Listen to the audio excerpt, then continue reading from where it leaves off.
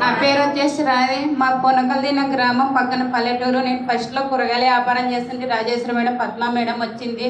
వచ్చి ఇట్లా వేస్టేజ్లో జాయిన్ అవుతారా మేడం అని అడిగింటే నేను ఏమో మేడం మా భర్తను అడిగి చెప్తానని చెప్పినాను.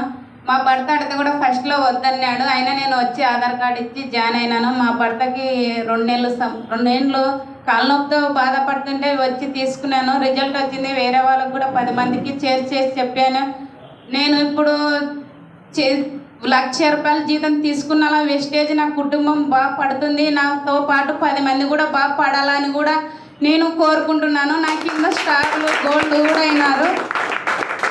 నా టీం బాగుంటే నేను కూడా నా టీం వాళ్ళు బాగా నాకు సపోర్ట్ ఇస్తున్నారు. నేను కూడా బాగా పైకి దాకా వెళ్ళాలి. నా టీం వాళ్ళకి నేను సపోర్ట్ ఇస్తాను అనుకుంటున్నాను. మా మేడం వాళ్ళు కూడా నాకు చాలా సపోర్ట్గా ఇచ్చినారు. అందుకు థ్యాంక్.